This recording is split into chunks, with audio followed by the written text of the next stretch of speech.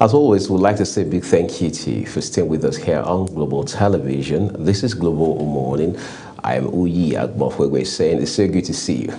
Again, we're joined this morning by a lady who you would have thought is heading for a corporate role on a Tuesday morning, such as this, but then she got caught in the web. Here she is on Global Morning, Jeremiah Manson. Good to see you. We caught you, right? You caught me. Yeah, you were heading for a corporate job, but somehow we laid our hands on you. You caught me here on Global Morning.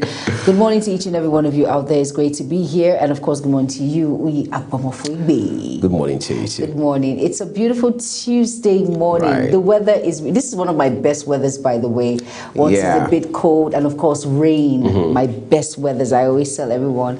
So let's just try and make the best out of it. Please, dehydration is real. Drink a lot of water. Don't carry the way that the weather is, it's a bit cold and then you forget to drink water. Please drink a lot of water. Be armed with a bottle of water. Okay, but someone like me that loves taking sodas and all of that, I try my best to. I beg to differ. I've disconnected from soda. Yeah, no, really? Yes, in fact, yesterday I officially picked an accountability partner.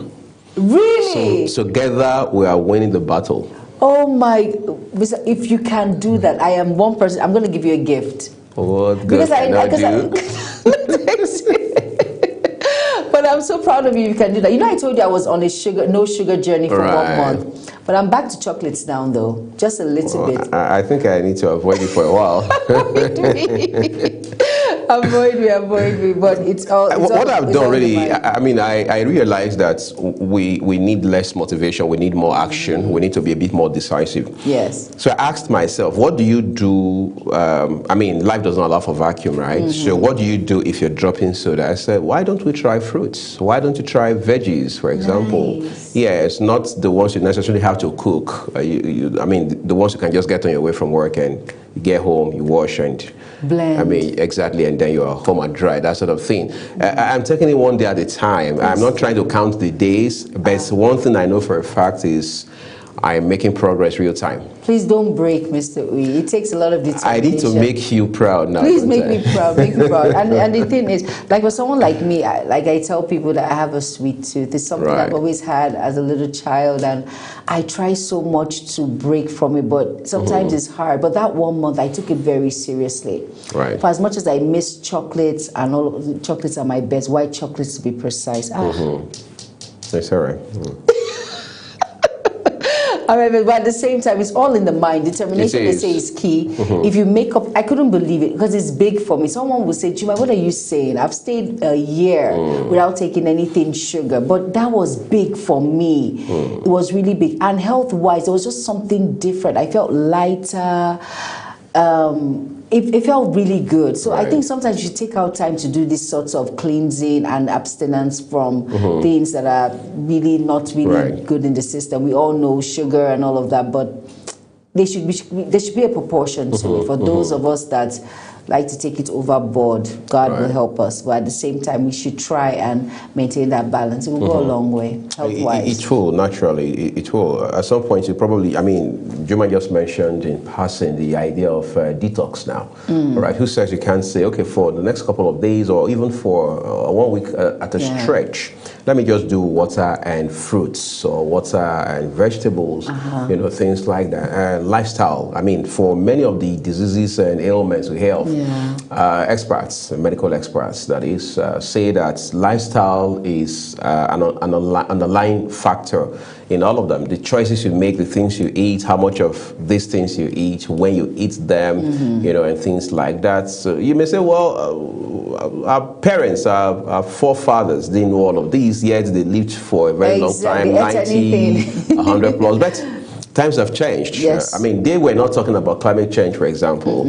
But today, that's a big conversation, even on the global stage. So you realize that we must think with regards to the realities that confront us today. But again, like I mentioned, we must continue to win. We must continue to win, and we should all have it at the back of our minds that the world is evolving. A lot of things are changing now. a lot of people have different mindset when it comes to parenting, when it comes to politics, when it comes to education, when it comes to healthcare. A lot of things are involved, and we have technology coming into play, and we have to learn to embrace all of these things, and we have to move ahead with time. So we should understand that balance. It's not back in the day where things are done in this certain way. Things of AI has come into play now, a lot of things. So we should actually evolve as the world is evolving, and just try and align and just have that balance and just take it one day at a time, how it comes with it. It's when you do not make effort, then you'll be left behind. Or make effort, be in the know, inquire in your own space, your own terrain. It will go a long way, but have it at the back of your mind that the world is evolving when it comes to all spheres of life. It's very important. Right. Well, let's take a quick break now. So much to talk about on Global Morning today, but that will be after this break. Do stay with us. Wake up with Global Morning, your daily guide to what's happening and making the rounds. We delve into headlines, newspaper reviews, spot-on analysis, policies, current events, real talk, real issues that affect us all. From the latest trends to the debate, every topic, every angle, Global Morning is where it all starts.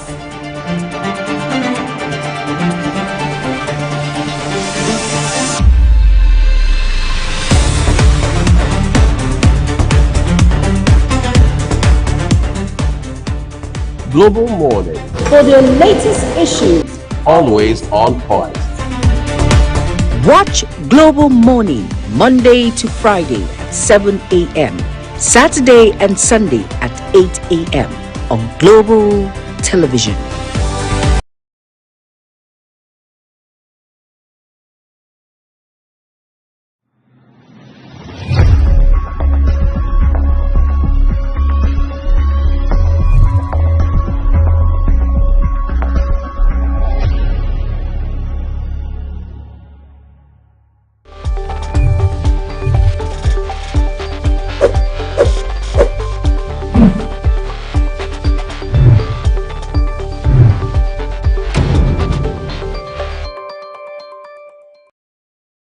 Wake up with Global Morning, your daily guide to what's happening and making the rounds. We delve into headlines, newspaper reviews, spot-on analysis, policies, current events, real talk, real issues that affect us all. From the latest trends to the debate, every topic, every angle, Global Morning is where it all starts.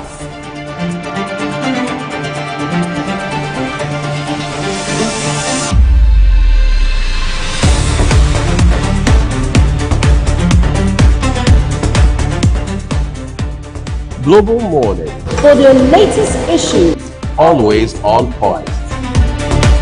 watch Global Morning Monday to Friday at 7 a.m., Saturday and Sunday at 8 a.m. on Global Television.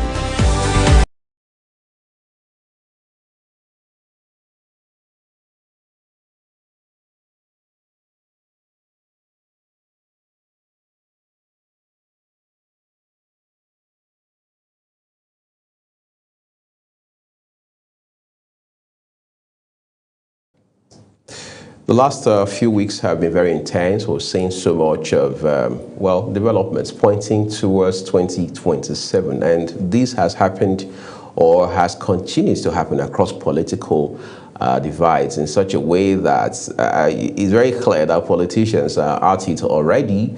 Of course, for some parties, it's about who will clinch their tickets, especially the presidential ticket. For others, they are very clear as to who that person will be, the flag bearer, when we eventually get to 2027. But in all of this, what has changed about the conversation? Is it the campaign slogan? Is it the mantra? Is it the manifesto of each of the political parties? What exactly has changed?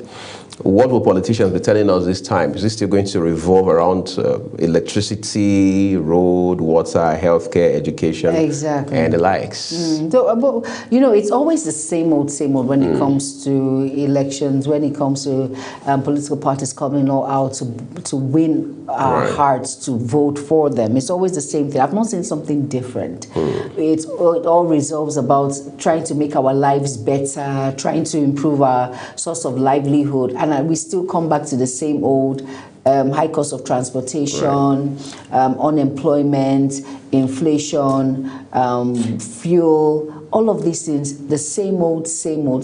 I want to see something different, something out of what they'll come out when it comes to the mantra, the manifesto, and all of that. I would want to see something. I'm sure Nigerians are tired of the same old back and forth. But at the same time, let's just see, they might come out and say, okay, this is what I am going to do.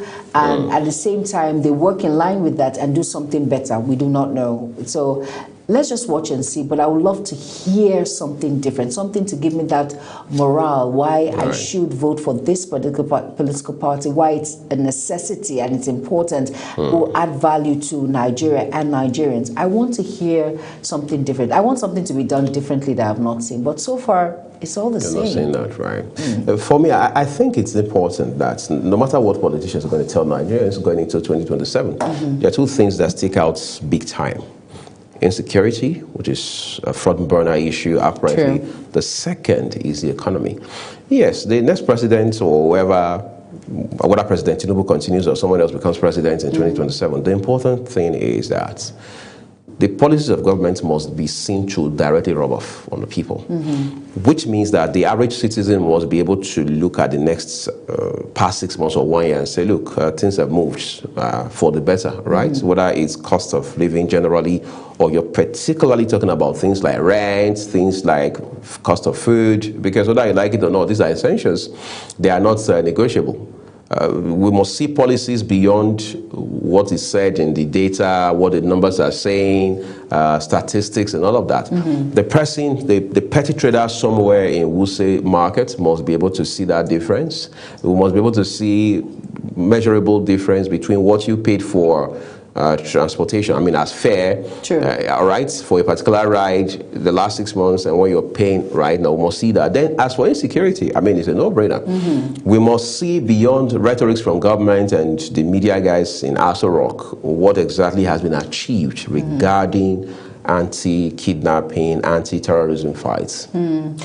Yes, and let's see something when it comes to, a lot of individuals will tell you it's all about the numbers, which they do not understand. The impact is the most important thing. Let it be the numbers and let me understand the impact and where you're driving at. It's very important. Right. So we have a lot when it comes to that area, especially when it comes to breaking it down to individuals in the rural areas. They need to understand why all of these things are important. They need to understand why, in the barest language, why you should be voted in and not the second person, or not the person from your state or your constituency, why it should be another person, a different individual. We need to understand all of that. But like I said, it's a lot to handle and it's a process. So we need to see their thinking tanks on and caps on.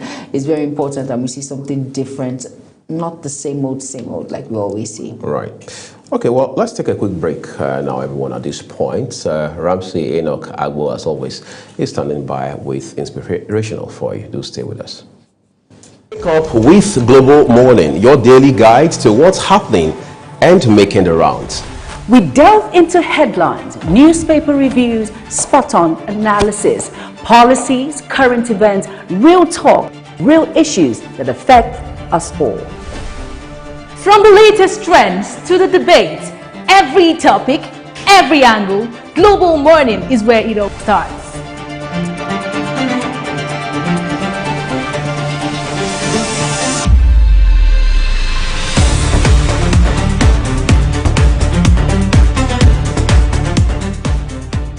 Global Morning, For the latest issues, always on point.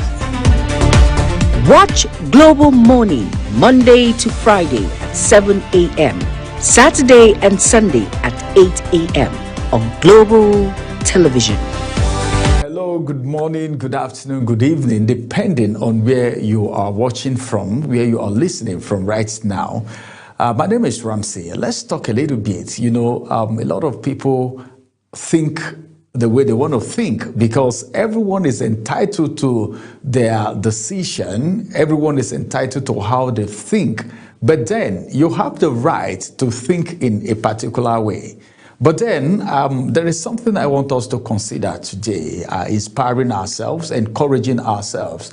What we are trying to achieve here is to set someone on track, give someone hope, restore someone's belief and faith in himself, in herself.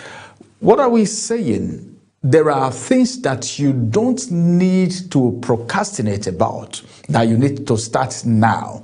From where you are, using what you have, doing what you can, because nobody, all right, would want to have it all before they get started. If you're waiting for when you have it all before you get started, then it is a problem. So now, I want to ask a question. Let me ask you a question. How many dreams have died because someone was waiting for the perfect moment? How many dreams do you think have died? Even you who is listening, who is watching right now, how many of your dreams, how many of your plans have died because you were waiting for the perfect moment? Some will say, I will start when I have the money. Some will say, I will begin when I have the right equipment. Some said, I will take the first step when everything is in place. But when is going to be the time that everything will be in place? These are the questions we should be asking ourselves. But let me tell you something. The truth is this: there will never be a perfect time. The perfect time is now. All right? Arthur Ashe, the legendary tennis champion, once said, start where you are, use what you have, do what you can. He didn't have the fanciest equipment. He didn't train in the best facility, but he had willpower and courage to start whatever he had. You see, greatness doesn't just wait for the perfect time. It doesn't care about perfection. It grows through progress. Every successful person you admire today started small. The difference between them and others isn't the talent, all right? It's the action, the move. Don't despise your humble beginning. Don't mind what people are saying, because people will say so many things about you. Whatever. Someone said his name is whatever. Whatever you do, whatever you say, people must talk about it, whether positive or negative. If you're doing well, people will still criticize you, because some persons will say, oh, because of his affluence, he's behaving like this. If you don't have, some people will still say, where is he looking at? Can't he see his mates? Can't he see what his colleagues are doing? The small things that you are doing in a big way one day will generate you income that you don't even expect. The bottom line is this: you need to tell yourself and say, enough is enough. I've tarried too long in this place, in this position, all right, in this thinking. You know, it's a process. It's a process. Success is a process. First of all, you need to conceive it in your heart. Then secondly, it needs to get into your head. Have it in your head, or else it will never get into your hand. Number one, it needs to be in your heart, in your head, and in your hand. I call it the triple H. The triple H principle says it must get conceived in your heart first. Keep ringing in your head, then it will enter your hand one day. But a lot needs to be doing. It's a process, just like the seed. The seed doesn't grow in just one day. It went through a lot of processes. The gold you see today don't just come out shiny, but then it went through a refining process, a heating process with fire, serious fire. The gold has been heated in serious fire before it's become what it is today. So whatever you're doing, that dream that you have, begin to do something about it. Begin to mix up with people who are going your direction, people who have your kind of dream achieved already, because that thing you're thinking, somebody already has gone ahead to do it.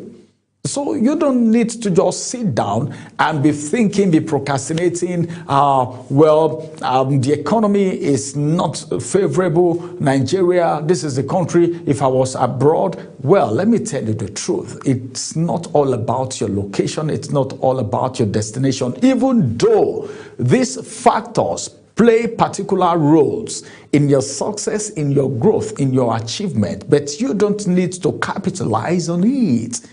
All right, and hold yourself back, because by the time you're holding yourself back, someone somewhere is already overtaking you, because the person believed in his or her dream and decided to make a move despite the fact that they are not seeing the staircase, but they believe that their leg will land somewhere. All right.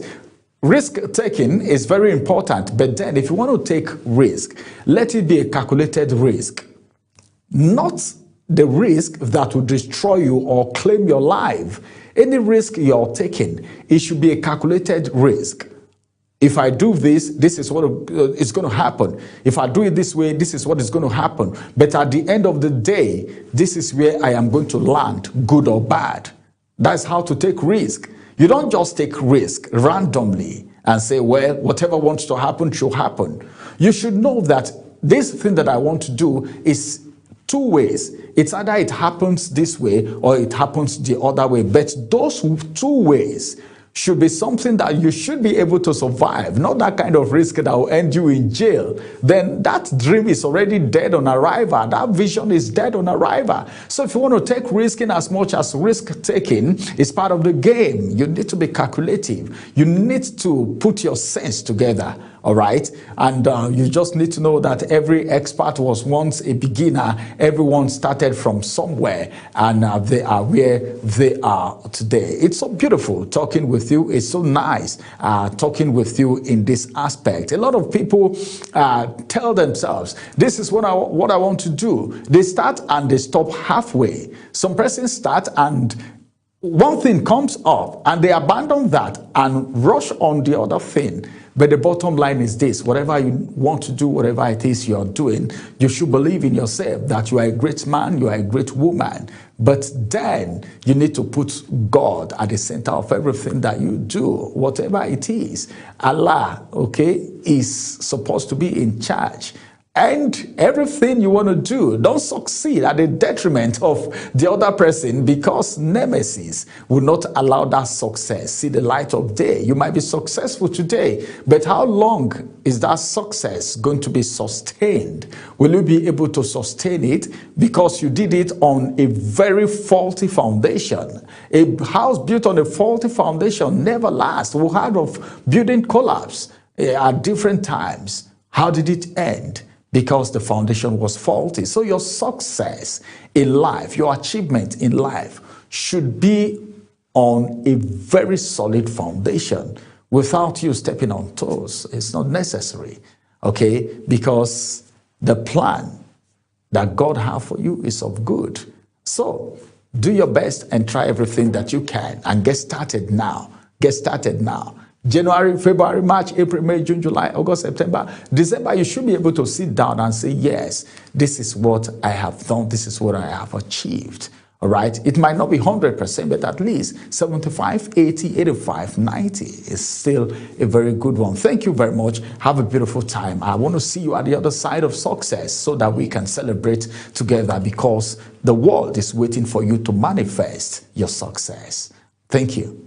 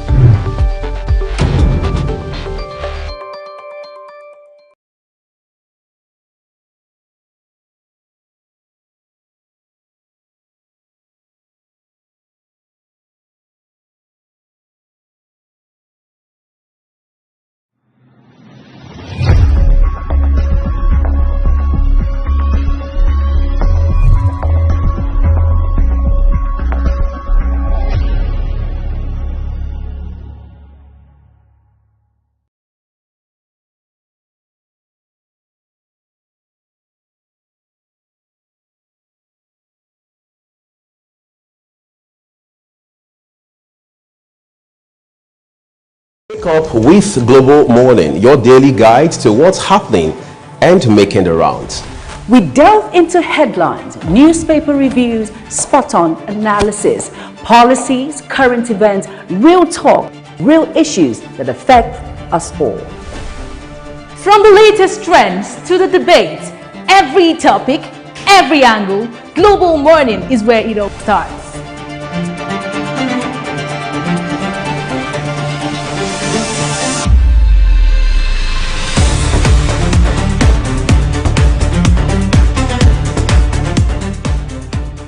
Global Morning, For the latest issues, always on point.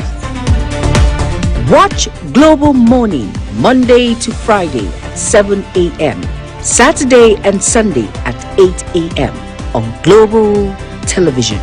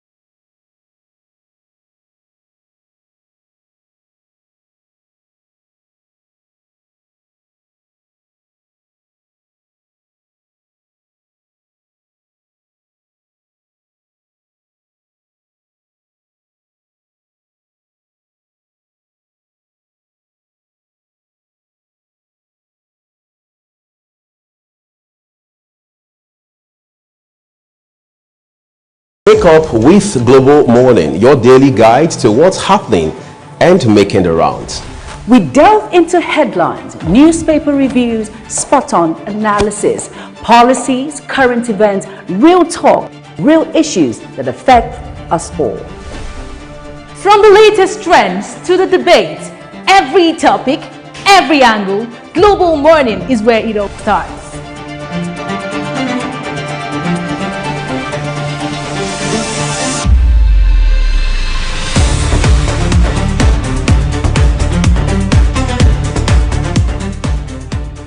Global Morning, For the latest issues, always on point. watch Global Morning Monday to Friday at 7 a.m., Saturday and Sunday at 8 a.m. on Global Television.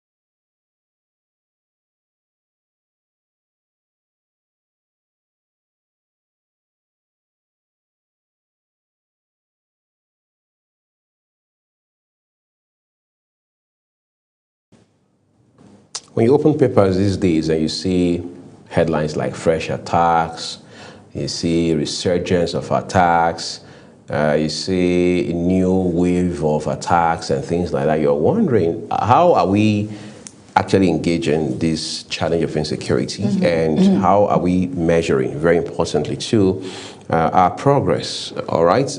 Because you look at the news this morning, you see that there's the report about some fresh attacks in Katsina State, the same Katsina State in which we are now hearing that the government is releasing or has released 70 yes, you know, members of some banditry group known to be deadly, known to be dangerous, known to have perpetrated attacks themselves, whether in Katsina State or elsewhere across the northwest of Nigeria.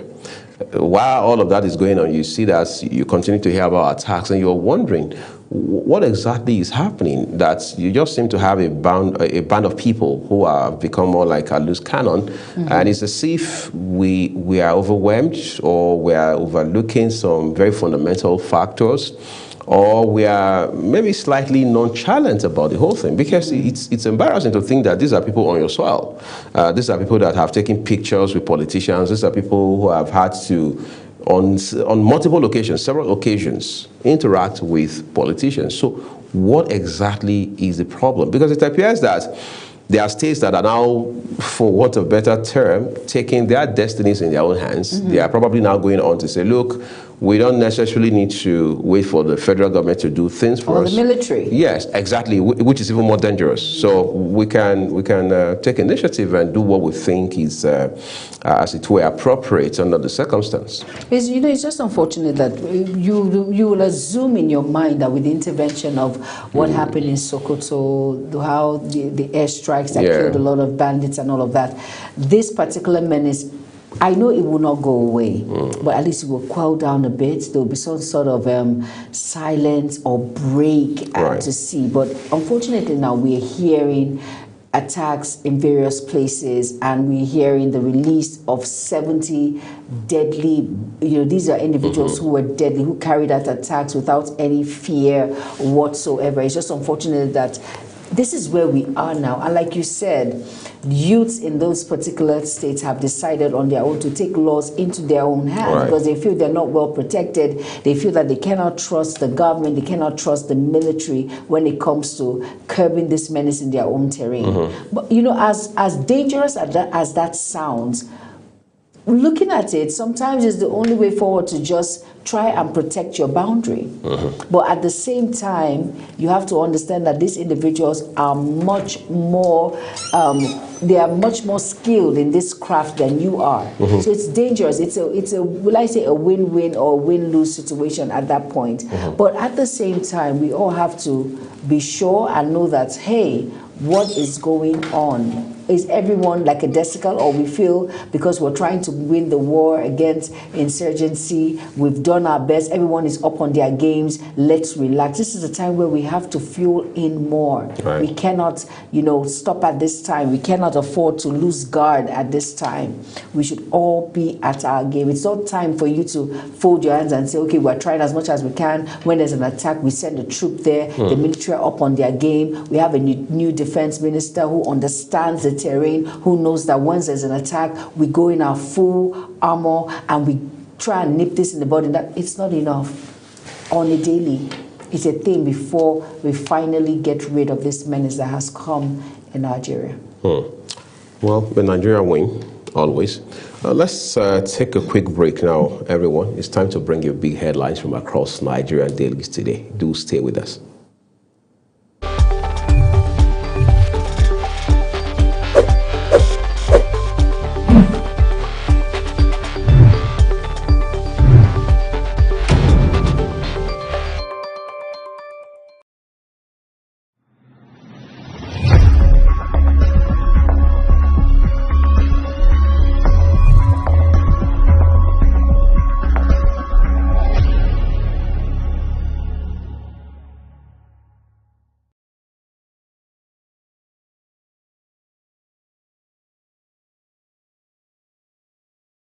All right, you're welcome back, and it's Global Morning on Global Television. Yes, this is the newspaper review segment, and we're going to start with the first paper of the day, and it's the Daily Sun. And beside the nameplate of the Daily Sun, it says Nigeria run by press statements while Tinubu governs from foreign hotels, and that's from Peter Obi, and that read is on page 6. Now, on below the nameplate, it says Andrew Oru Chukwuemeka Agbasi praised the Sun Awards. All right, now the star story on the Daily Sun says FG to spend 11.5 billion naira on pilgrimage. And the rider reads, earmarks 4.6 billion naira on nuclear energy, climate change, 2.3 trillion naira for agriculture, technology, ministries. And below all of that on the Daily Sun, of course, that star headline you can find on page 2. And on page 26, it says, Ohaneze condoles with Chimamanda over son's death. Unfortunate incident there on page 20 of of the Daily Sun. And then moving on now, it says NARD to review strike suspension in 2 weeks. And that read you will find on page 26 and 28. Next to that read, it says Osun Civil Society Group accuse APC officials, police of illegal occupation of local government secretariat, and that you will find on page 27. And on page 8 of the Daily Sun, it says Tinubu, Sanwo-Olu, others mourn Akran of Badagry, and that read is on page 8 of the Daily Sun. Please go out and get yourself a copy and be well abreast with issues making rounds. Next, we have the Daily Trust. Over to you, Uyi. All right, thank you, Jumai. Let's take you quickly to the Daily Sun, Daily Trust, I should say, newspaper now. Excuse me. It says, first of all, here, top left corner, defection rumor: police deploy security at Kano Government House. All right. Hopefully, nobody breaks the law or causes a breakdown of law and order in Kano State. In any case, we had heard it was supposed to have happened yesterday, but that hasn't happened just yet. Now, generator fumes kill 6 family members in Rivers. Another sad story and a very pathetic reminder of how, as a country, we need to grow up in the manner of speaking, especially as it has to do with electricity. Or that's on the Daily Trust newspaper. Those headlines are coming from the Daily Trust. Okay, let's move instead to this day newspaper instead. Now, before we probably cycle back to the Daily Trust, top right above the name mast, it says Tambuwal, fuel subsidy removal, flawed polls to blame for Nigeria's economic woes. Says Nigeria must prioritize competence over regional considerations. I hope we'll learn that. Okay, what more? It says rules himself out of 2027 presidential contest. So that's one man out of the mix in the African Democratic Congress race. All right. Chimamanda Agbakoba seeks probe as public awaits appointment of coroner by Lagos. Right. WEF, that's a World Economic Forum report, identifies AI as biggest force to shape cybersecurity in 2026. Those are details you can read up on page 5. NRS, that's Nigeria Revenue Service Leadership, KPMG officials meet, resolve differences over new tax laws. Right. Rivers, 2 assembly members pull out of impeachment plots. And then you have 2 riders with that story. South-South leaders inaugurate reconciliation committee. Army raises concerns over misappropriation of Chief of Army Staff's, or misrepresentation, I should say, of Chief of Army Staff's remarks in Rivers. What exactly did he say? What was misinterpreted? Well, that's what you can read up on now. This day newspaper today. All right. Also take the time to look at other headlines and their details for yourself on this day newspaper as we move to the next one. All right. Now let's move to the Guardian newspaper now. The Guardian, and above the nameplate here of the Guardian newspaper, it says, let's just quickly move below the nameplate of the Guardian newspaper. Pardon me, let's move above the nameplate. It says Nastro Nakande, Ernest Obuajese, and Inenna Obuajese appeals suffer major setback as Supreme Court orders them back to Court of Appeal. And below the nameplate, it says KPMG chiefs, NRS meet to address errors in new tax laws. And that's on page 2 on the Guardian newspaper. It says Obi faults Tinubu's UAE trip, says Nigeria can't be governed from abroad, and that is on page 3. And still on page 3, it says gunmen kidnap 8, demand 100 million naira ransom in Edo. And of course, that's a picture of the Edo State Governor, Monday Okpebolo. And on page 6, which is the star story of the Guardian newspaper, it says APC stakeholders wade into Rivers crisis impeachment plot. And very unfortunate incident there. Rivers State, you keep going back and forth with all of this, but hope there'll be rest soon, right? And besides that, it says new award jele to emerge next month as Kingmakers screen 86 nominees. And that read you will find on page 5. And it says bandits kill 2, adopt several at Castina wedding as government clarifies swap deal, and that's on page 27. Very unfortunate incident there. Individuals going for a wedding ceremony, and then you get that. Unfortunate. And below the foot of the Guardian, it says NBS allies fears over December inflation spike as Obi warns of poverty. And that read you will find on page 6 of the Guardian. And next on page 3, it says here, release or arraign officers detained over rumored coup attempt, Falana tells military. And on page 15, it says presidency to spend 1.98 billion naira on fueling generators this year.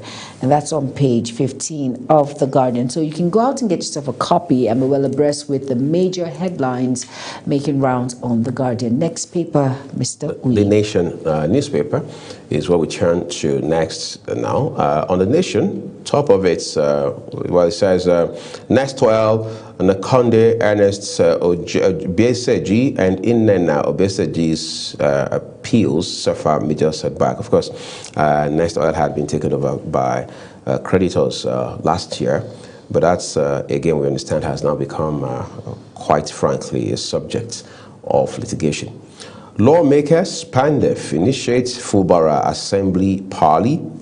Umahi, Lagos Sokoto Highway to unlock business in 6 states. Sounds good.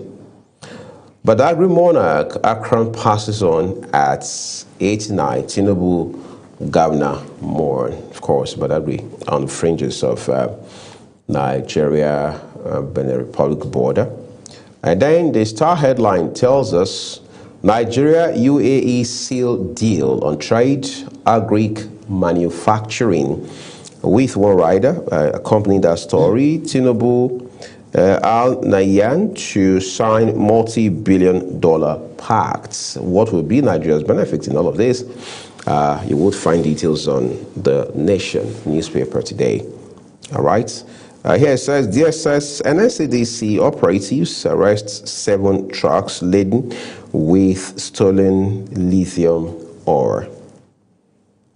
Federal government proposes 1.38 trillion naira for pensions this year. And then lastly, new Abuja likely in 2 weeks. Ododo loses 3 advisors on page 2. How did that happen? Was it in an accident or this person's died in separate incidents? Well, for clarity and perspective, read up details on page 2 of The Nation newspaper. We'll move things next to The Punch newspaper. All right, now I'm giving you some very punchy headlines on The Punch newspaper. And above the nameplate of The Punch, it says 2027, APC targets 9 million registered members, opposition kicks. And that's on page 2 on The Punch. And next on page 25, it says PDP APC fight for control of Osun local government secretariat. And beside that on page 2, it says FG votes 19 billion naira for VP's aircraft engines, others. And beside the nameplate, it says impeachment storm. Fubara says no notice has 2 lawmakers pull out. And that's on page 26. Now, the Star story reads on The Punch, it says, and that's on page 2, 2-year refining milestone. Fuel import spending crashes 54% to $6.7 billion. And this writer there says, bill falls from $14 billion in 2023 to stubborn in 2024 and $6.7 billion in 2025. Experts push for refining boom. And at the feet of the Punch newspaper, it says, Trump threatens airstrikes on Iran as protests deaths hits 600. That is a lot. And you can get that read on page 25 of the Punch. And there it says 21,000 unregistered refugees in Nigeria, and that's from the United Nations Agency, which is on page 7. Like I mentioned, some very punchy headlines, so go out and get yourself a copy and be well abreast with issues making rounds. Over to you, E. All right, sir. I think it's time we look at the Daily Trust now, which will be incidentally our last paper this morning. Top left corner, defection rumor. Police deploy security at Kano government house. Generator fumes kill 6 family members in Rivers. Sad reminder that power is still a problem in our country today. And yes, it is. I mean, it's long overdue. The need to fix it. Katsina, fresh attacks amid bandits release plan. REA budgets 8.75 billion naira for projects in MD Power Ministry's states. Power Minister states. Incidentally, that story is very interesting. But let's look at the 3 headlines right on the foot of the front page. 2027, Tambuwal welcomes foreign intervention with credible polls. FCTA to spend 7.3% of 2026 budgets on Maitama. Soldiers deployment for internal security, weakening police. That's credited to former Chief of Army Staff, General Tukaro Buratai, retired. Right? Not much of headlines on the Daily Trust today, but do well to read up these details for yourself as you pick up these papers. And remember that Global Television does not in any way contribute to or influence these headlines or their details. All we do for you is bring you the headlines on the program exactly as published by their respective publishers. We'll go on a quick break. The rest of Global Morning returns shortly. Do stay with us.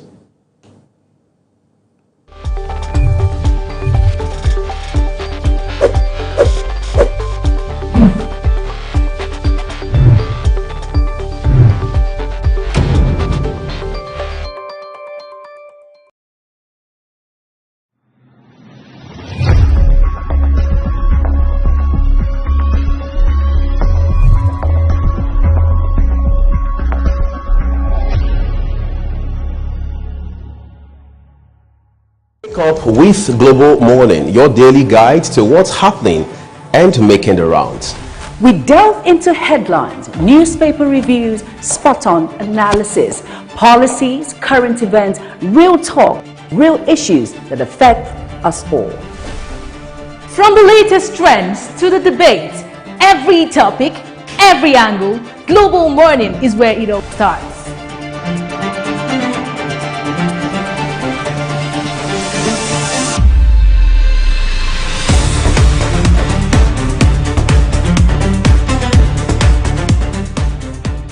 Global Morning, For the latest issues, always on point.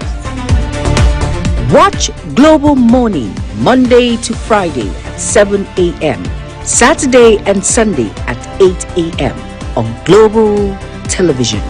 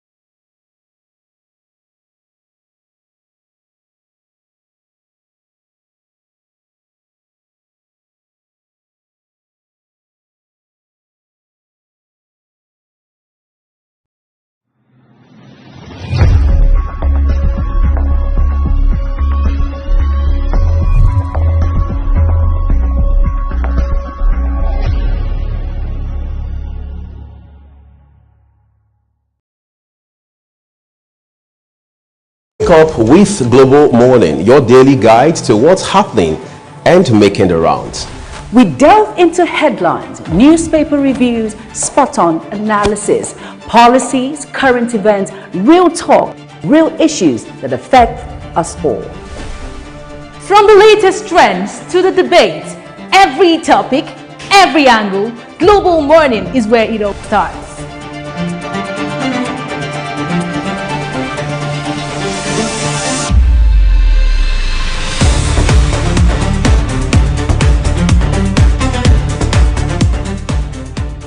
Global Morning, For the latest issues, always on point. watch Global Morning Monday to Friday at 7 a.m., Saturday and Sunday at 8 a.m. on Global Television.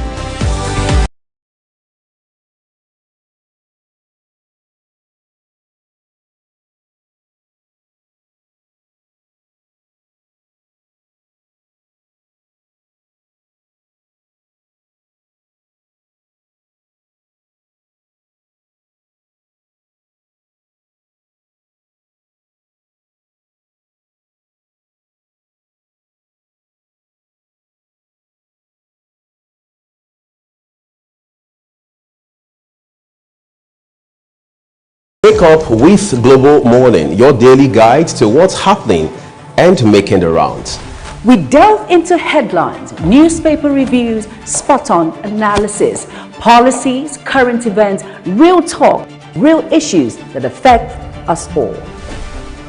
From the latest trends to the debate, every topic, every angle, Global Morning is where it all starts.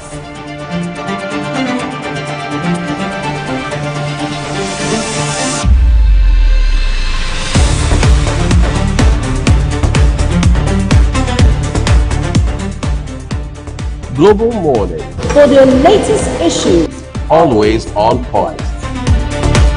watch Global Morning Monday to Friday at 7 a.m., Saturday and Sunday at 8 a.m. on Global Television.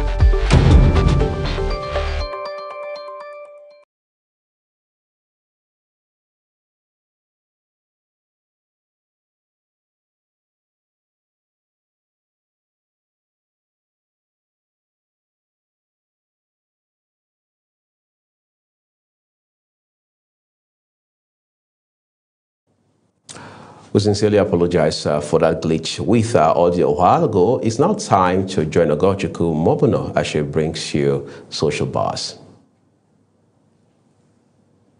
Up with Global Morning, your daily guide to what's happening and making the rounds. We delve into headlines, newspaper reviews, spot-on analysis, policies, current events, real talk, real issues that affect us all. From the latest trends to the debate, every topic, every angle, Global Morning is where it all starts.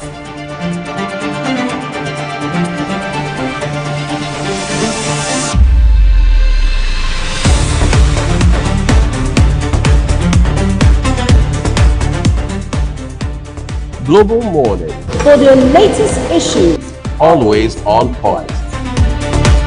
watch Global Morning Monday to Friday at 7 a.m., Saturday and Sunday at 8 a.m.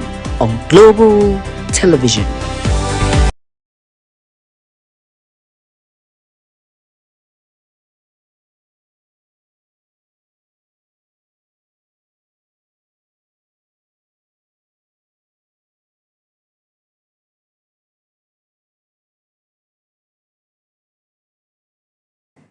Good morning and welcome to Social Buzz here on Global Morning. I am Ogochukwu Mobuno. Like I always say, it's a good day to look at what's buzzing on social media. For the sake of our time, we'll just be going right into the topic of discuss today. But do not worry, we have one person in the studio that's going to help, discuss this issue. So we're talking about Edo State today, and Edo Court has remanded 52 students over protest against kidnapping in Ekpoma.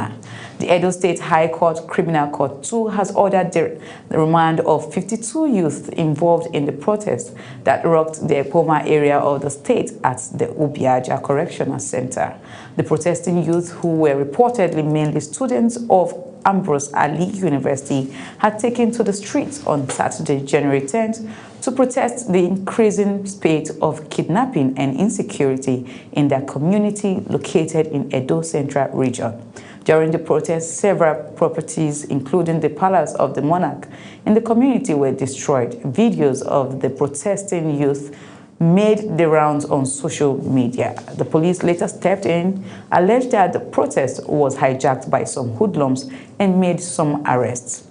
Regrettably, the protest was hijacked and all the rules of peaceful protest were ignored, which led to incidents including malicious damages, looting of properties, vandalization of shops, as well as a military personnel discharging firearms at a protester.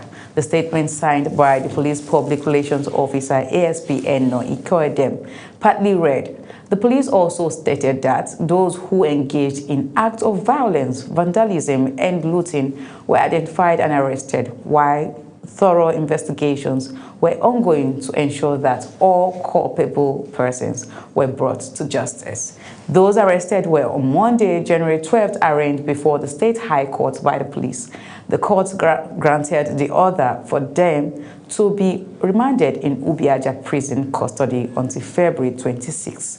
Tears flowed freely as mothers and fathers struggled to give water, drinks, food, and money as they were marched into the Black Maria after the sitting en route Ubiaja. Most of the suspects said they were abducted from their residence by security agencies at the night and some early Sunday morning and were moved straight to the state command. Well, I would like us to take a look at some of these videos. Shame on you people! Shame on you people! Students! Students!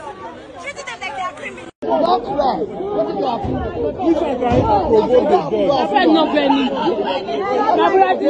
Asiwaju, President of Nigeria. These are the crying faces that are sent to Ubiaja Correctional Center for what they know nothing about. Sir, we did not participate in that protest. The people that participated in that protest, they are in their houses. They are walking freely on the streets and nothing happened to them. Sir, we are begging you. we are being punished for what we know nothing about. Sir, we are your children. We are your children, sir. Please, have mercy on us.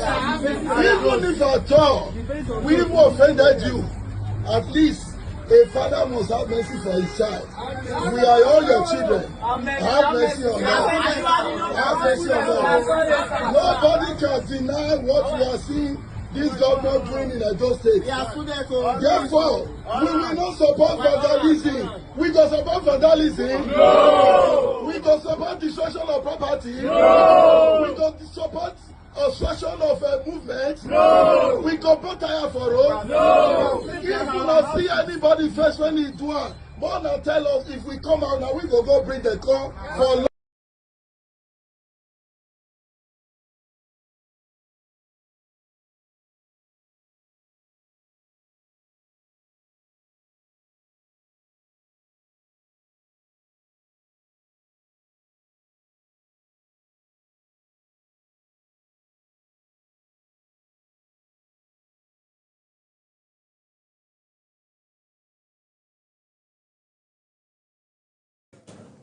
All right, we've seen that video there, and my question is, are there only boys, men who actually were part of that protest, or they just decided to pick boys? And if only maybe we went through that, all of those videos, you would have seen a part where most of the policemen actually went into hostels at night, and they were all shouting, break the door if they don't want to open it, kick the door, open it, break the door, pour tear gas. Like there was a statement like that from the police the security men there, the policemen there, and you'll be asking yourself, why are they going into hostels? Are they very sure? How sure are they that these people in these hostels were part of that protest? And you know, that's a concern there. But let's just you know, rush and take some comments from social media as regards this particular topic. And the first comment is coming from Goodness, and Goodness says they haven't been able to catch any kidnappers, but quick to arrest and remand innocent students protesting for their safety. I'm highly disappointed in Edo State Governor and country as a whole.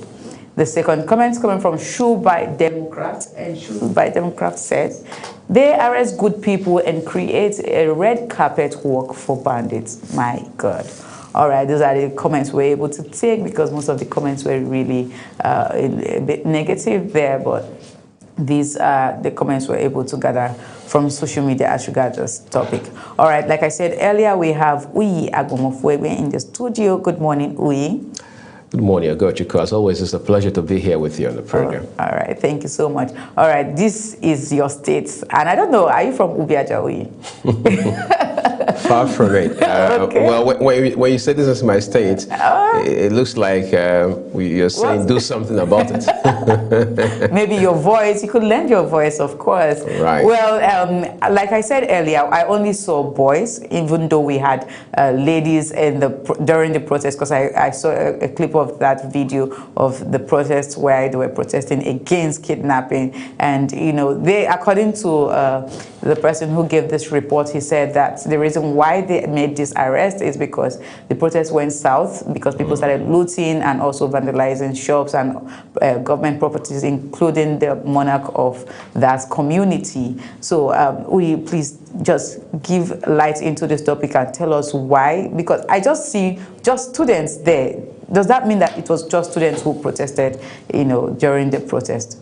Okay, first of all, we're understanding that the bulk of the people who participated in that protest, or those protests, because it appears to have been a series of protests, they actually came from, I mean, the student community, I mean, the university there. Incidentally, Ekpoma is a student environment where you have the state-owned Ambrose Ali University. That said, why we want to focus on this immediate situation, as sad as it is, we've got to also understand that there's a history to all of this. Now, the question is, if government had done its part, if government had been proactive, if government had taken initiative regarding the challenge of insecurity, would we be here? The answer is a capital letter no. And now that these students had come out to protest, the question is, at what point did he go south? At what point did it become chaotic? All right, what could the security agencies, particularly the police in this case, have done better, have done differently? Did the police comply with best practice? Was there a procedural compliance? Because there's a way you engage protesters. It's not the same way you engage armed criminals, for example. So the average policeman, the entry-level policeman understands that very well. It's part of their training, rudimentary aspect of their orientation and all of that. But again, it's not the first time we have seen all of this. You also raised a concern about how come the bulk of the guys, I mean, maybe 98, 99% of them, the persons arrested were guys and not ladies. I mean, you didn't find much of ladies amongst them and things like that. The police would have to explain that. But you see, it comes down to something else again, which is the fact that the governor is the chief security officer of the state. When this is all said and done, as they say, when the dust settles, people will say, what has the governor done? What is the governor doing? And that question is valid and eternally on point, because the governor was voted to deal with issues like this. Yes, we've heard that there are some political undertone and what have you, but in the final analysis, the governor must also be able to deal with those who are fomenting trouble in a state that he has a responsibility to cater to. As for these young people, the police must ensure that they do not exploit them. Whatever treatment they are going to give to them, whatever approach they are going to adopt or methods they are settled for, must fully comply with the rule of law. We are no longer in the days of the military where you can just go into people's houses in the dead of the night and you take them out as if they are criminals or as if they are being raided by a bunch of, if you like, armed men. I think that's very important. All right, thank you so much, Uyi, for your contribution. Also, I think the policemen should not be quick to arrest and slow to investigation. I think they should do more of investigation so that we don't have innocent people suffer in prison for things they don't know nothing about. Okay, that's all we have today for you here on Social Buzz on Global Morning. And I am Ogoch Kumobno. Please stay with us as Global Morning continues. Wake up with Global Morning, your daily guide to what's happening and making the rounds. We delve into headlines, newspaper reviews, spot-on analysis, policies, current events, real talk, real issues that affect us all. From the latest trends to the debate, every topic, every angle, Global Morning is where it all starts.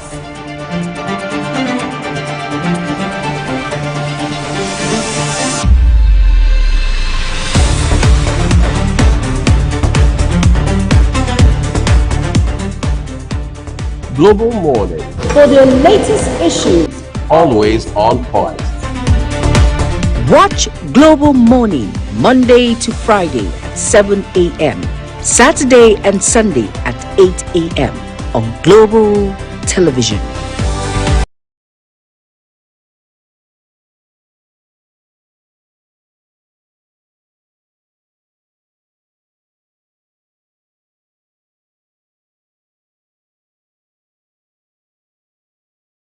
Wake up with Global Morning, your daily guide to what's happening and making the rounds.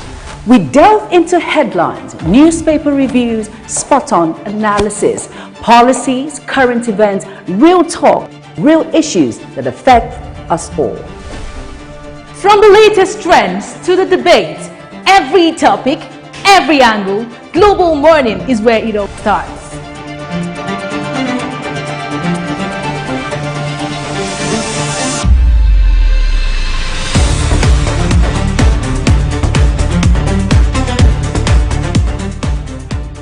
Global Morning, For the latest issues, always on point. watch Global Morning Monday to Friday at 7 a.m., Saturday and Sunday at 8 a.m. on Global Television.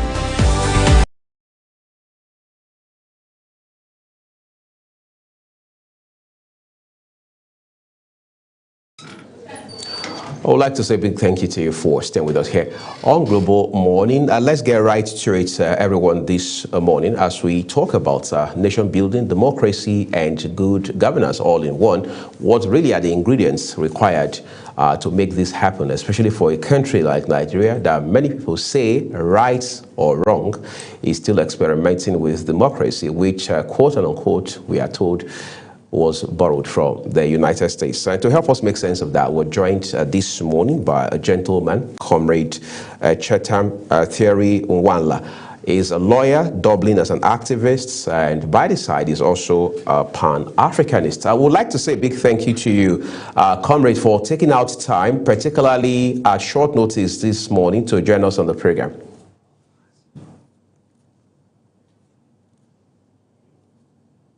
All right. So let's begin first off, all right, as it stands today, by June, but basically we know by 29th of May this year, we would have done 27 years as a democratic nation, being our fourth republic in Nigeria, for example. When you look at the quality of governance, the last almost 3 decades down the line, for instance, on a scale of 10, what's your assessment?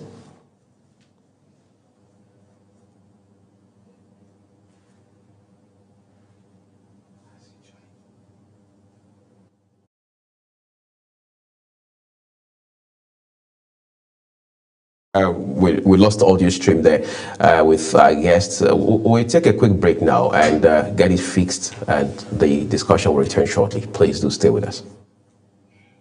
Wake up with Global Morning, your daily guide to what's happening and making the rounds. We delve into headlines, newspaper reviews, spot-on analysis, policies, current events, real talk, real issues that affect us all. From the latest trends to the debate, every topic, every angle, Global Morning is where it all starts.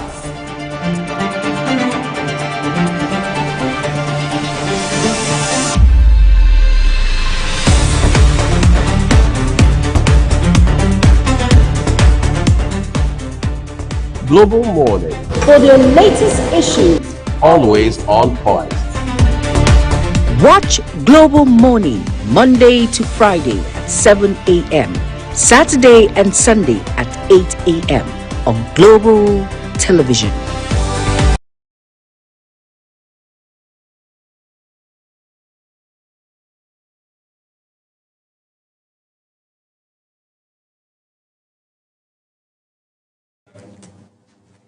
All right, time to get into it real quick, everyone. The issue of good governance in Nigeria, what kind of leadership is required to drive that? Tough decisions, we understand, need to be made, but who will make that call? As they say, who will belt the carts? That's where Nigeria is right now, excuse me. We understand time and again, President Bola Tinubu has talked about how that he asked for this job. Nobody should show him pity. And he understands right from the ground up the enormity of work that he has taken upon himself. But how far is the road from where we are today as a government and as a nation? To help us find sense in this conversation, we're joined by Comrade Chetam Thierry Nwanla, as a lawyer, activist, and Pan-Africanist. Comrade, words will fail us to say thank you to you for joining us on the program this morning. Good morning, and thank you for having me. I mean, we've been here as a democracy in the course of this Fourth Republic for virtually 27 years. And you have followed the story of Nigeria at least for that long, and who knows, maybe even longer. But let's talk about your assessments. On a scale of 10, how would you rate Nigeria today in terms of quality of leadership? Well, you know, the issue of leadership generally has become an African problem, not just a Nigerian problem, and it's one that has continued to bedevil us as a people. That we have, it was Chinua Achebe who said in his book, the problem with Nigeria is squarely and solely the problem of leadership. And we have continued to see that problem swell. You look at that book was written sometime in 1976 or 78. And, you know, where Chinua also described the man called Aminu Kano. He said, Aminu Kano was a leader who would even protest against his own government. You see, every day the bar of leadership keeps dropping, and the quality of leaders will continue to produce every day. It keeps getting bad and getting worse. And this has been our story as a people. This has been our story as Nigerians. And generally in Africa, we also experience these same challenges. We have also looked at different factors that have mitigated against the leadership of our respective nations within the continent. And when you look at it, they are majorly homegrown factors, majorly people who want to make so much money, people who want to sit tight to power, people who want power but are not willing to give leadership. And you see, the aspect of leadership goes beyond positional leadership. Leadership also involves non-positional leadership, because the truth of the matter is this: it is not the position that makes a leader. It is the man. It is the role the person plays in course of circumstances that makes one a leader. Sometimes we need not hold positions, but you could actually be a leader in your own front. So leadership generally, when you look at it and how it has shaped our own democracy, you'll come to agree with me that we as individuals, because the persons who hold positional leadership within this nation and within the continent, they do not fall from sky. They come from within our society. So we have a character defect within our society that has naturally translated into a national issue and an African problem, where Africans do not prepare themselves for leadership or see leadership as an avenue to amass wealth for themselves and to enrich themselves, rather than bringing solution to the problem of the people. Then if you want to look at our leadership from 1999 till date, if you want to scale it from 1 to 10, or from whatever you want to look at it, you will agree with me that I'll be scoring our leadership rate at say 3. That is being fair to the Nigerian leadership sector, because when you look at it generally, you agree that we have had terrible persons lead us, the worst of us lead us, from the local government level down to the state level and to the federal level. We have had the worst of us lead us.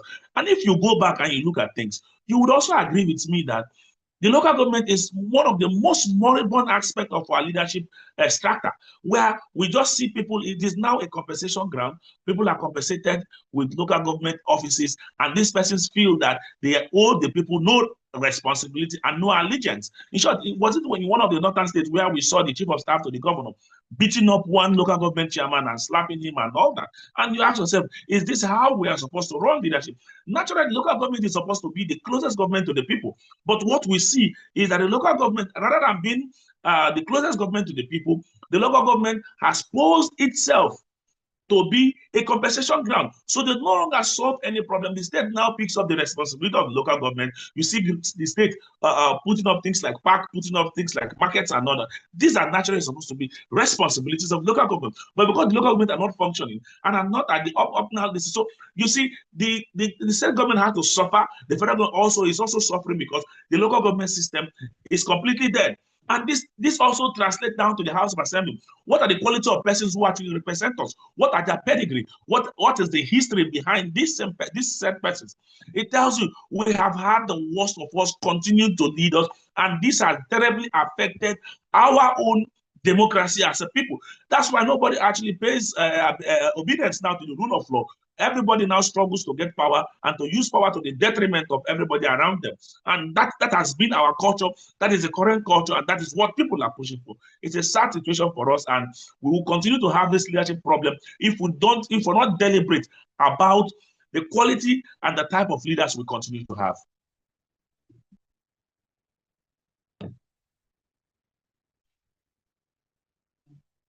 Institutions in Nigeria when it comes to these issues that you have raised? Sorry, I didn't get that. Yeah, I said talking about democracy now. Now, in what ways can visionary leadership strengthen democratic institutions in Nigeria with all of these issues that you raised? Our leaders, you spoke about the local government and all of that encompass when it comes to our institutions, democratic institutions in Nigeria. You know, when you talk about vision envisages a lot of things. And when you look at Nigeria today, Nigeria is not a visionary country. in that we deal with the spur of the moment. We act based on what we see and what is available at the time. Now, when you talk about visionary leadership is one leadership that should project into the future, that should look at what the future should look like, and whatever we are doing should be futuristic. Now, when you look at our primary education, and what kind of education are we giving to our children? What kind of education? You know, before now we used to have Vision 2020, Vision 2050, Vision 2036, and all that. And you ask yourself, how many of those visions were materialized? Then they will now list up lineup of items and all that. And the legislation on ground do not even support that particular vision. New government comes into place, they jettison those agendas that were supposed to be drivers of our own democracy and our own leadership structure. And ask yourself, how do we even prepare for the next generation? How are we preparing for the next set of leadership? You agree with me that as of today, Nigeria does not have a particular plan in preparation for the next line of leaders. Go to the primary and secondary school, which is supposed to be a place where we're supposed to be nurturing leaders. What do we teach our children there? Those places have been taken over by drugs. Those places have been taken over by cultism.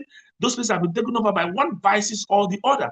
And nobody is checking these things. Nobody is checking these things.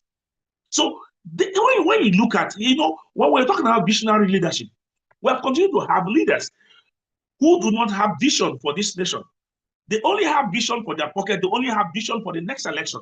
Like we see the president clamoring for a second term, even when his administration has performed abysmally and has done nothing. Now, this is the kind of situation we continue to have. And when you want to deal with visionary issues, when you want to deal with visionary issues, we should be looking at possible projections into the future. But what are the projections on ground today? What can we say is the plan in the next 5, 10, 20 years for this nation? And some people will beg to differ. They will tell you this administration have done a lot when it comes to the renewed hope agenda, when it comes to all of his, when you talk about governors in this administration performing when it comes to their various states and trying to curb this menace of insecurity. Some will beg to differ, don't you think? It is not enough to say, I have performed. Please, what has he done? What has this President Bola Ahmed Tinubu done in terms of planning for the future of Nigeria? What is the 10-year plan of this country? What is the 20-year plan? What is the 5-year plan of this country? Do we even have a plan? Are there modalities put in place to actualize those plans? Let's talk about the issue of insecurity. What has the president done to address insecurity? Even until Trump had to come up to make the statements he made, the president of the country, we didn't have the situation. The insecurity situation was very terrible. He went ahead, changed his service chiefs and all that. That was not even enough. The sabotage has even continued. The insecurity is still there across the country. It is not just in one state or one region. Across the country. Can you hear me? Can you hear me? Comrade Chetam, can you hear me? Like I mentioned before, I said some will beg to differ when it comes to this administration. Some will tell you that with the renewed hope agenda and governors are up on their toes when it comes to performance in curbing this menace of insecurity in our country. Some will beg to differ, don't you think? Anybody who is begging to differ would only try to play politics. If you can hear me, anybody who will differ would only try to play politics with the situation. But we all know that as of today, the administration of President Bola Ahmed Tinubu is one of the worst we have had in recent times. And to be honest with you, especially on security issues, nobody can score President Bola Ahmed Tinubu high on security. It's one of the most terrible times in our nation where we have seen lots of killings, both Christians and Muslims alike, killed across the nation. We have also seen a situation where local governments are completely ravished. In short, we saw one of the northern governors call on the president and say that he can no longer handle the security challenges within the states. That is the type of country we have found ourselves. You come down to the southeast, it's still the same problems. You go down to the south, it's still the same issues we are facing. And we are dealing with serious security challenges across the entire country. You go down to the west, it's still the same. We even saw a report here. I read a report yesterday where they said some Boko Haram persons moved from the north into, is it Ibadan or thereabout, where they enter into a reserve and killed about 5 police officers. And this is a terrible situation. We keep hearing about these killings on a daily basis. And somebody is saying the president has addressed security issues. What security has he addressed? No security has been addressed. And I can tell you that when it comes to this, to security, this government is a complete and a total failure in that regard. Then you look at the economy. What is the vision for a better economy and to boost our economy and to boost our level of production? And as of today, what do we export as a country? Petroleum. What do we export as a country? We have relied our economy so much on petroleum that right now the Naira is next to nothing. The Naira is next to nothing globally. If you don't travel out of this country, you won't know how useless the Naira is to other currencies. So even the CFA as of today is far, far higher than the Naira. So what exactly are we dealing with? How has this president improved our life and our actually this nation? So when we talk about visionary leadership, completely, these guys do not have vision. They don't understand leadership. What they understand is politics. That's why they look out for ways to play politics with every sector. You see them, they put in monies in environment that will empower the pockets of their political friends and political cronies, and not in what will develop this nation. When you say you have improved the economy of the nation, how has it changed the market prices? How has it actually improved the lives of the market woman? That should be our indices, not bringing out bogus statistics where they concoct figures and all that and tell us that, oh, there's an improvement. But there is no improvement in the lives and livelihood of the generality of Nigerians. So this tells you that we are only just joking with ourselves, and the future is very bleak because we are not planning for the next generation. We're not planning for the next generation. There is no plan for this nation as it is today. No plan for this nation. The children in the university, everybody, let me tell you, the number of Nigerians who are stealing from Nigeria are less than the number of Nigerians who are planning to steal from this nation.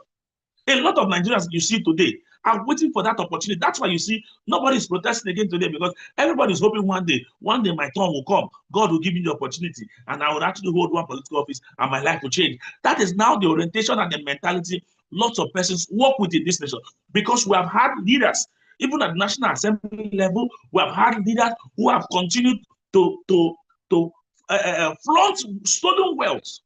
Then look at the anti-graft agencies like the EFCC. What do? How many of these politicians and high-profile matter do they see to its logical end in a year? I listened to the EFCC chairman making all sorts of boasts and all that. I can tell you that the EFCC has done little or nothing to addressing corruption within this country.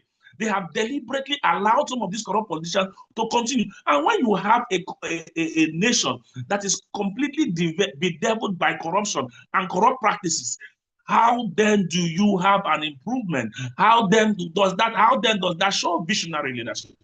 So corruption has completely ravished us. The EFCC is running after Yahoo boys when it's not like running after Yahoo boys is actually wrong. That's also a good thing to do.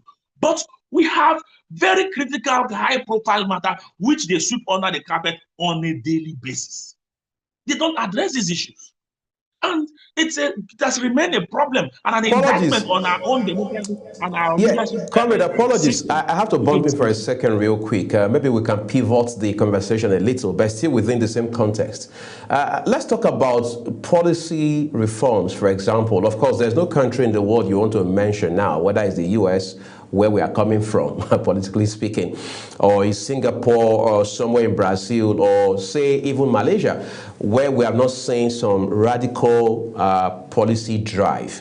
In the case of Nigeria, at least let's talk about the contemporary times. President Bola Tinubu says that we are at such a time in our history as a country where some decisions taken by government may bite real hard.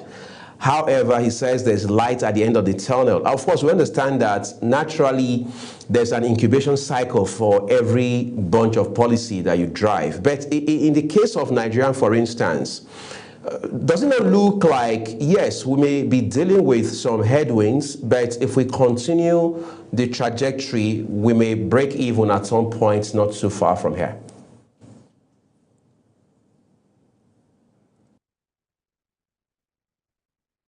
Hello?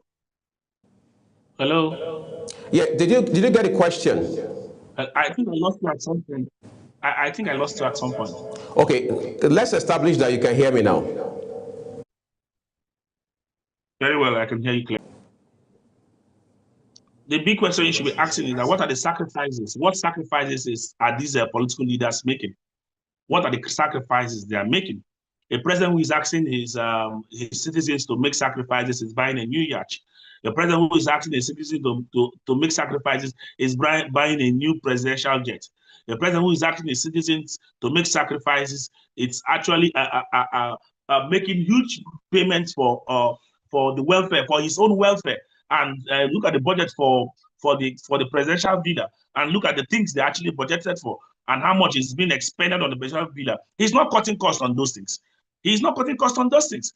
Yet you expect Nigerians to be calm, to allow the policies to come up with, to have an incubation cycle where they can now mature into what will benefit us as a nation.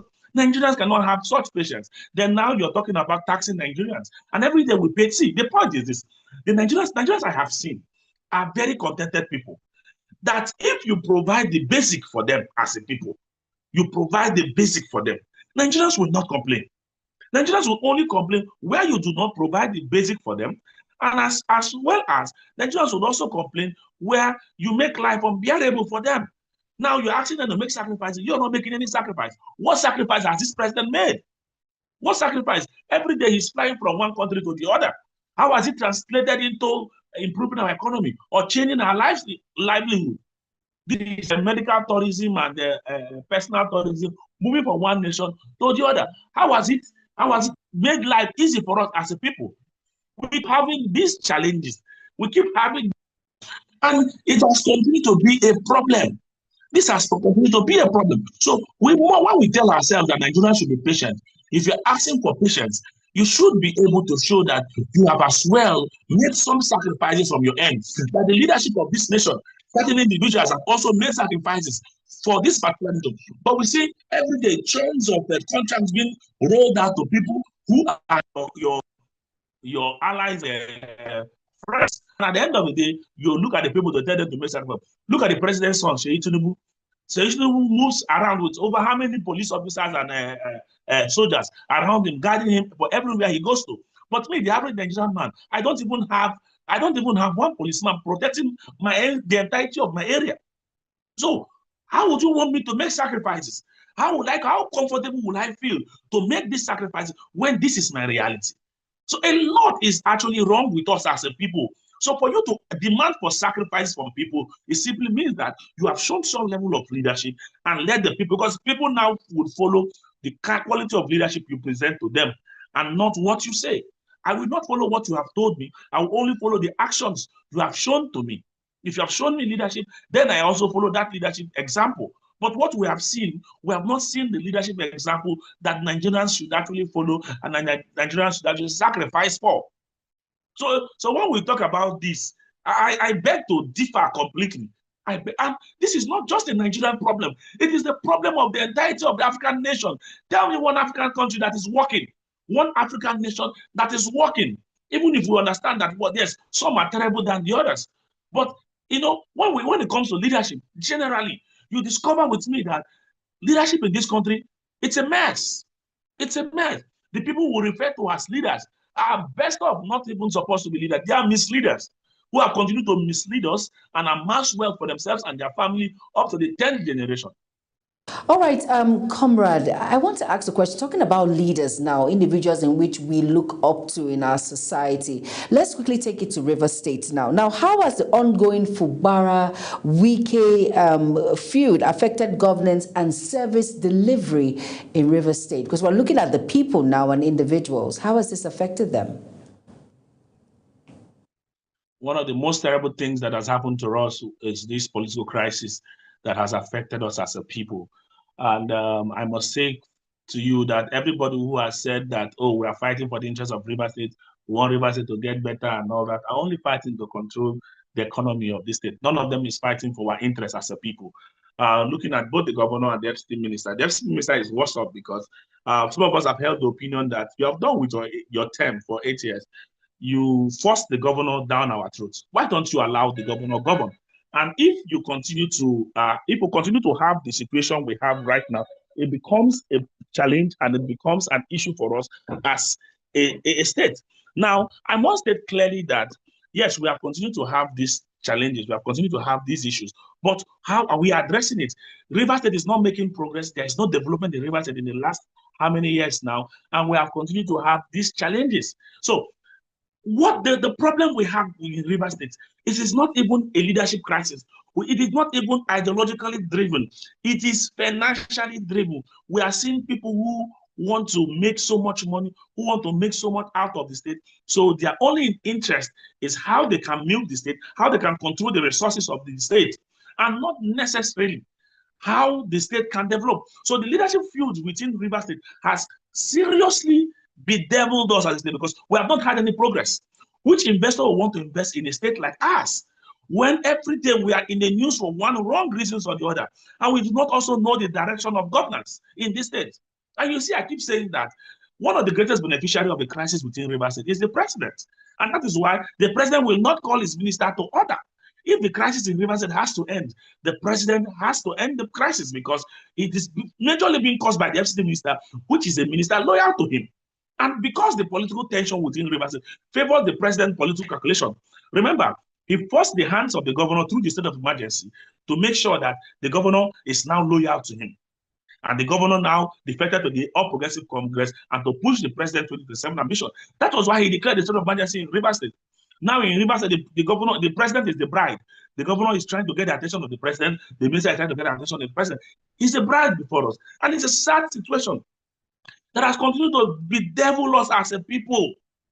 And we keep saying that this is not in the best interest of Rivers. This is not in the best interest of the nation. But this is what the political actors, this is what they call leadership. But for some of us, we know this is not leadership. This is just destroying us and destroying our state. But we are saddened by this reality before us. And it's an unfortunate situation. Let's talk about, let's broaden out a little. You have made quite a number of allusions to African problem that is not just limited to Nigeria. But when people look at some countries, even though they have their own peculiar internal issues, South Africa, for example, you're trying to East Africa, you look at a country like Rwanda. Some people say, well, Kenya was beginning to get it right until President William Ruto came up with this, again, set of tax laws that didn't quite cut it with the masses.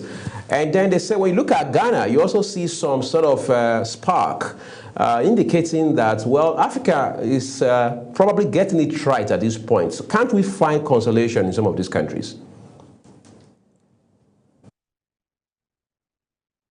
Well, the truth of the matter is Africa generally is having a serious leadership issues, leadership crisis.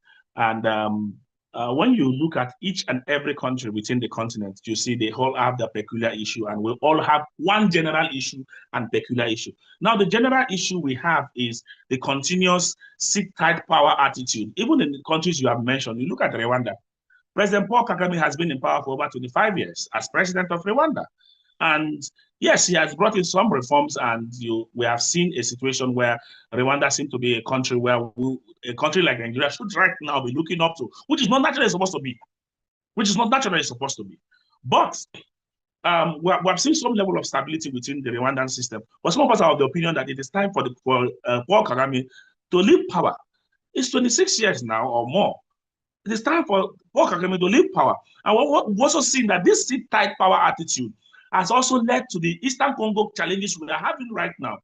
Where the M23 rebels, of course, the Congolese government have accused the Rwandese government for sponsoring the M23 rebels within Eastern Congo that has continued to plunge into the crisis, the Eastern Congo crisis we have seen for the past how many years now. So, this is being caused by a sit-tight attitude. Then you go down to South Africa and you look at some of the decisions the South African government is actually making, and you look at some of the issues that are being raised and how the South African government has been able to stand against foreign oppression and foreign opposition, like the issues we saw between Ramaphosa and President Trump, along the claims of white genocide within South Africa and all that. And we saw also some of these issues that had happened within that particular affair. South Africa as a nation has its own challenges, especially the issue of xenophobic attacks, as well as the drug abuse within the nation. It is extremely terrible. Now, this whole thing boils down to leadership, because this leadership process still leaves these loopholes, for these things to continue to try, because somebody has to make money. Now, when you look at things generally, when you look at this nation and you visit some of this country, you know that they are doing better than where you're coming from, because we have continued to have our own challenges and we have refused to address our challenges. Like you had noted earlier, yes, with the advent of Ruto, some of us had hope that there will be a lot of changes within Kenya. But unfortunately, Williams Ruto is a man who actually talks so much without matching words with action. He says a lot of very nice and wonderful things, and you think that, oh, beautiful, we are getting it right, or we have gotten it right this time around. But when you look at his action is completely different from what we see on ground. And some of us have also held the opinion that William Ruto consistently acts like a foreign puppet. Now, one of the problems we have seen is the continuous intervention in our election by foreign personalities. Our elections have continued to be determined by the West, controlled by the West. That's why you see an organization like the AU that would actually look at what happens in Tanzania, where we saw Hassan Sulu, how she crammed down on opposition voices, killed oppositions, those who actually opposed everything. We saw horrific videos coming up from Tanzania of those who actually opposed her stand and even her re-election bid. But what did the African Union do as an organization? The African Union congratulated her. We saw the same thing happen back home in our backyard here in Cameroon, between Chiroma Bakare and Paul Biya. And we saw that same situation where Paul Biya clearly lost the elections. But what did the Supreme Court do, or the Constitutional Court of Cameroon do? They declared Paul Biya as president. And what did the AU do? The AU actually went ahead to do what? To congratulate Paul Biya for such an election. We saw the same thing in Ivory Coast. We saw the same thing. In all this I'm saying happened just last year. We saw the same thing in Ivory Coast. So when we keep talking about, and the same thing would happen tomorrow on Thursday in Uganda, where we are seeing Bobby Wine going against Yoweri Museveni. And you ask me, we know Museveni will rig the elections, and we'll see him get the backing of the AU. This has been the kind of leadership problem we have had. People want to sit tight to power. Meanwhile, Museveni has been president of Uganda in the last 40 years. In the last 40 years. We have seen this happen. This is the type of continent we run. These are the kind of leaders we have across the continent. It is not like in these 40 years, he has changed the fortune or the lives of Ugandans. No, he has not. Rather, he has actually suppressed opposition voices. Then when we hear coup d'etats, when we see countries, young Pan-Africanists like Traore or Burkina Faso, when we see them come up, and Assimi Goïta of Mali, when we see them come up with these coup d'etats within their nation, and they forcibly take over powers because they are tired of the kind of leadership they have seen. You see the AU condemn them. You see the AU suspend them. We ask ourselves, we're not serious about this dealing with the leadership crisis. Meanwhile, when we see this sit-tight power attitude between leaders within the AU says nothing about it. The AU are quiet about it until we see a military intervention. I do not for once support military interventions, military in leadership. But you know, these guys are naturally making this, the quality of leaders we have across Africa is naturally making it fashionable for us, making it look like it is one of the best things that we need right at this point, because a lot of Africans are tired with the quality of leaders we have across the continent. No country seems to be having it right. Everywhere you go to, no country seems to be having it right. We are continuing to have leaders who have sat tight, and right now in Africa, opposition voices are oppressed and suppressed. You speak up, you are arrested, you are thrown into prison. Look at what they have done to our own show here. Every AK market day, they are taking him to the police cell. Every day he's in court over one issue or the other, one frivolous allegation raised against him or the other. These guys do not actually give heed to opposition. Meanwhile, some of them rose from becoming opposition political leaders to becoming presidents today. They rose from becoming opposition leaders to becoming presidents today. Yoweri Museveni, Paul Kagame, Paul Biya, name them. Name them. These challenges have continued. And the continent has continued to suffer and continue to cry for help. For who will build the cat? Who will help us as a continent? Who will save us from this menace that has bedeviled the continent? We know we keep crying and say, who has bewitched Africa? Who has bewitched this nation? Why are we finding ourselves in this particular situation? So we are continuing to also have a very docile citizens. Docile citizenry that they have so destroyed us, especially here in Nigeria, that people are afraid to come out to speak up on illegality and issues affecting us. It's a sad situation. It's not a good time to be an African. It's really a sad one for us, because the leadership crisis we face in this continent is something that it takes to only take the grace of God and the zeal of people to change things, to get things sorted out.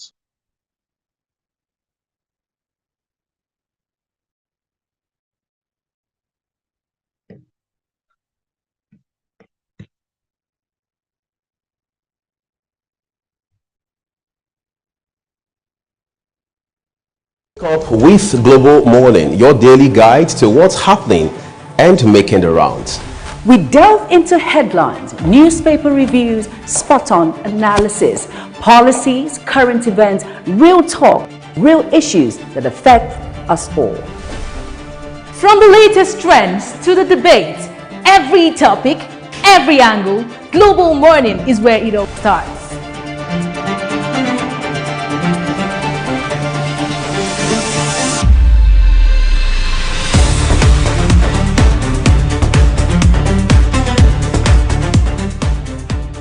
Global Morning, For the latest issues, always